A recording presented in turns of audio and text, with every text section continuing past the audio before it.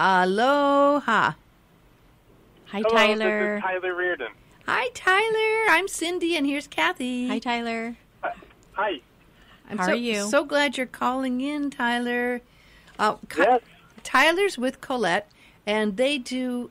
Is it really true, Tyler, that Colette's been around for 100 years doing travel arrangements? Yeah, this is actually our centennial anniversary this year. So we started in 1918 and still in Pawtucket, Rhode Island, and it's still family-owned and operated for the 100 years. I wonder what travel was like back in 1918. That must have been amazing. Did they ever save any pictures or stories about it? They do, and actually I heard a recent one that one of the very first trips they offered was a 21-day trip, more of a regional one from the New England area down to Florida. So 7 days down. They did 7 days in Florida, 7 days back. So 21 days in all for about $60 round trip. What was that by? Was it by ocean or train, or what was it? What was the transportation? It was by a motor coach, but they were smaller back then. They were these small kind of travel buses. Wow. And so it almost looks like a hybrid between what we think of as a motor coach now and a trolley car, almost that size. So what do you think, because so many companies have come and gone, very few make it 100 years. What do you think the secret to Colette's travel that makes it so successful and that's kept it around all these years? For me, it's always been about the Solzman family, who is the owners of Collette. They truly care about providing an experience when you travel. One of the things they're always doing is looking at traveler reviews and traveler feedback, so that way we can constantly improve our programs and really allow our travelers and guests to experience the destination and not just see it. And that's a huge part for our programs, is really our guest centricity around everything we do, from preparing the programs to the on-tour experience. Well, I know that when I go and see what you're up to, it's pretty amazing that you have pretty much all the bases covered. I mean, you really offer a huge variety of travels, and you work beautifully with people like Kathy and travel agents to make sure that everyone gets what they need. And you go do everything from faith-based offerings to small groups to a lot of great places. I mean, you have a huge amount of places that you have tours to. Yeah, we have now about 165 programs to nearly 60 countries in all 7 continents. So they've really built up the offerings quite a bit.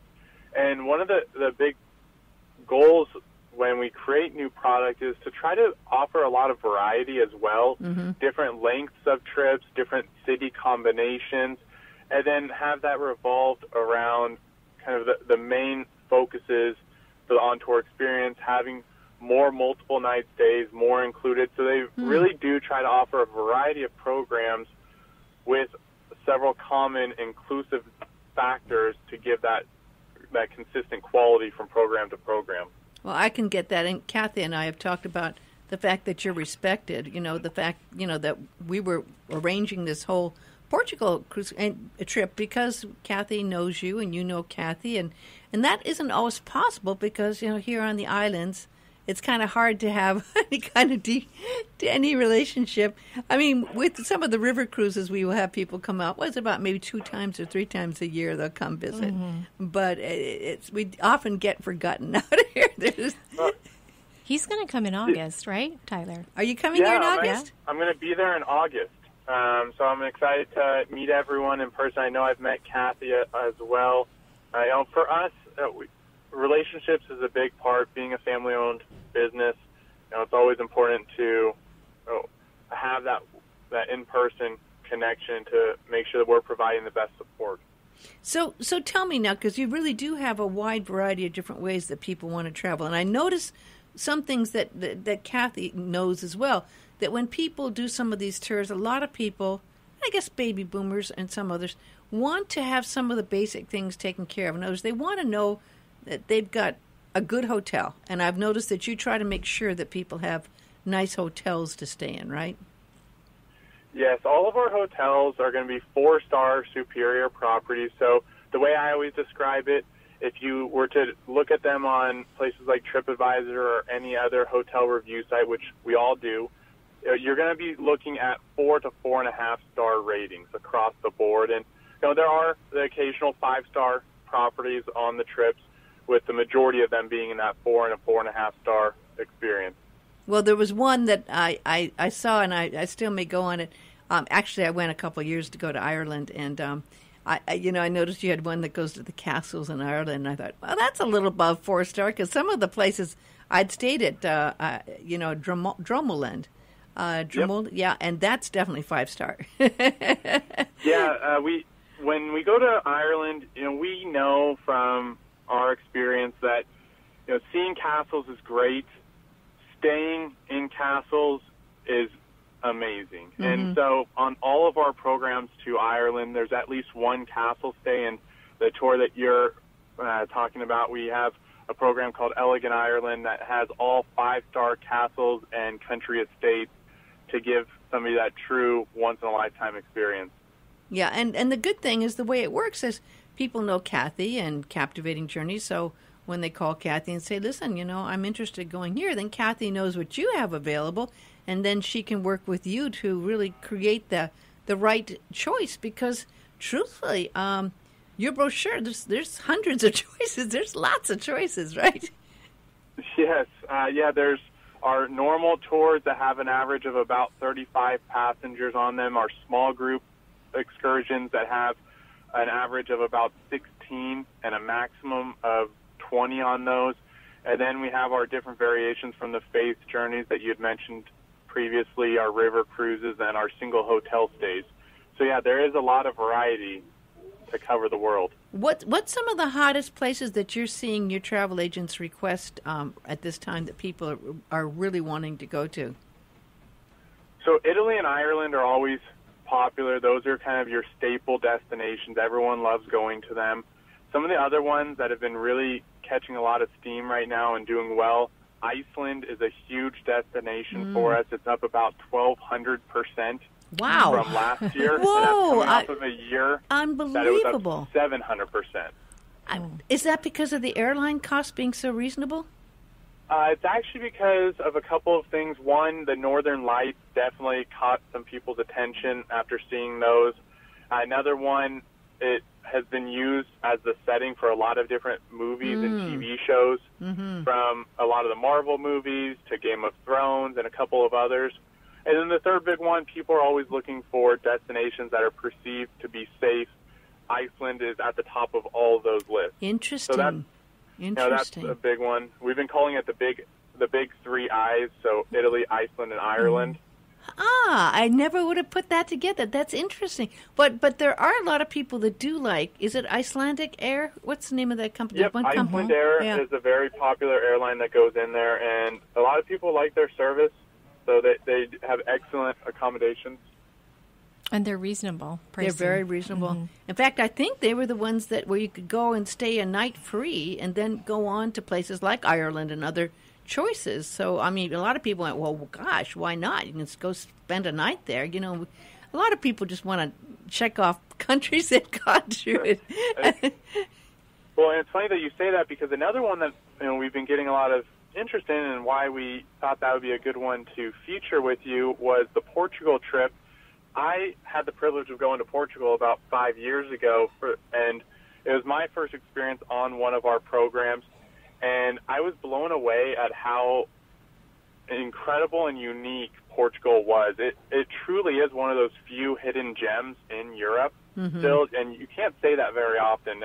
Every part about it was unbelievable, from the cuisine to the sightseeing, the historic cities, the learning about the culture, the photo shows. It was just all around an absolute top destination. Still, to this day, one of my top 3 favorite places I've ever visited.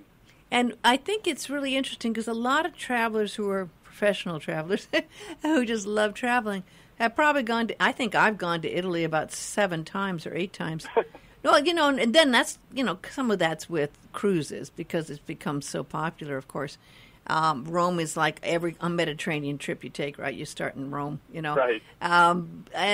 Or end in Rome. But so, I mean, I've done that. And of course, I've gone to France quite a few times, probably about 10 times. And then I love Spain. I've been to Spain at least 6 times.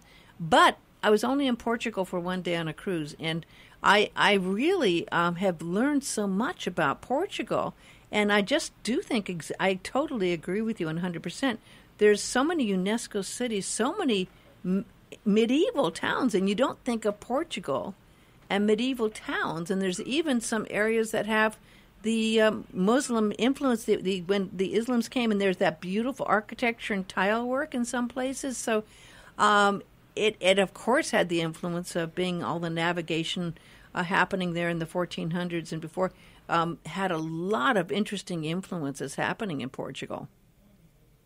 Yeah, you wouldn't, expect it because, it's not considered one of those, big destinations that we all hear about when you travel Italy and France and Ireland and Spain.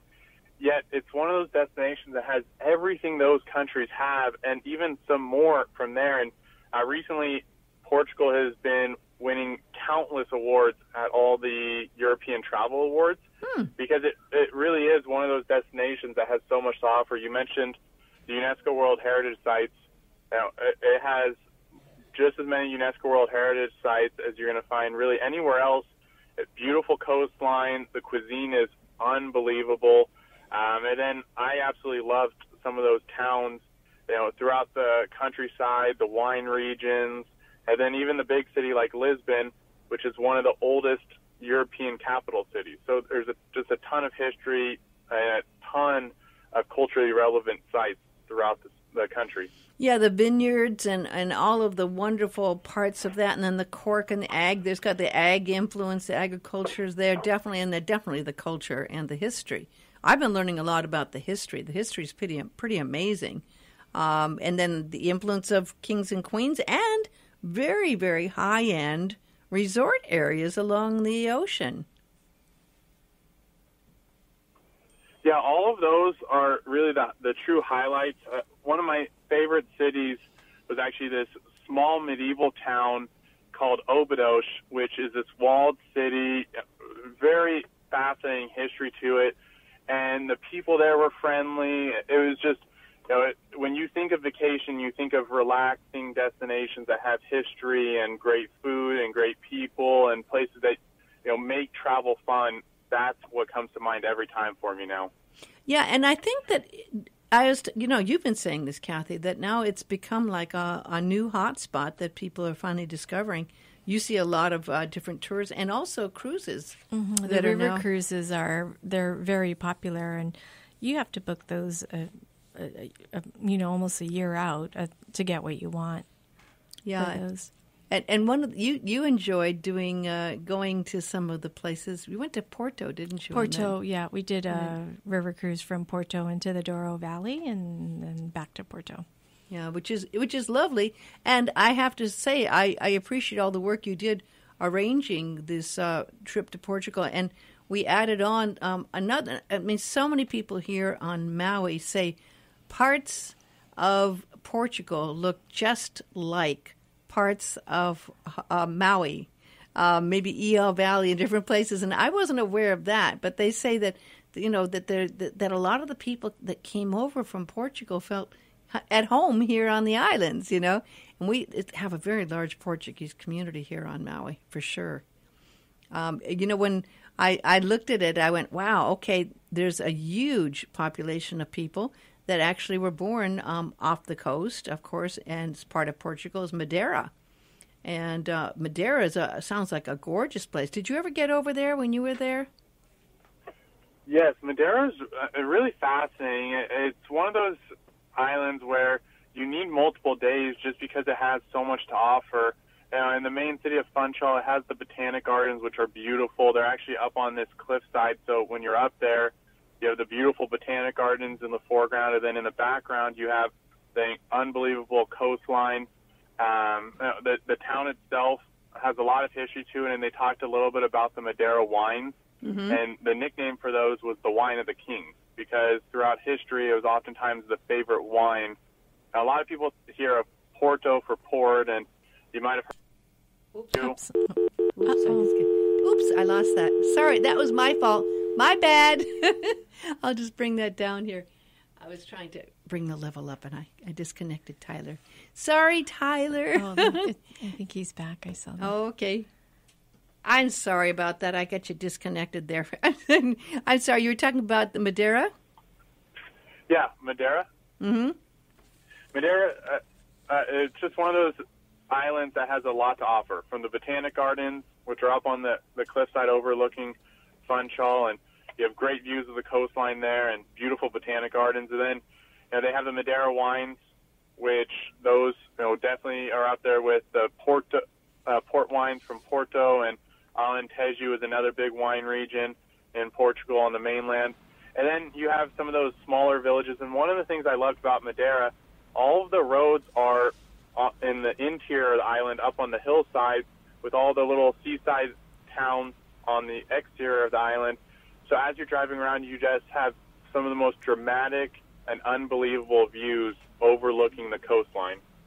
Well, this is the last week. I know a lot of people were still waiting and hadn't decided, but this is the last week for people to call Kathy at 244-1414.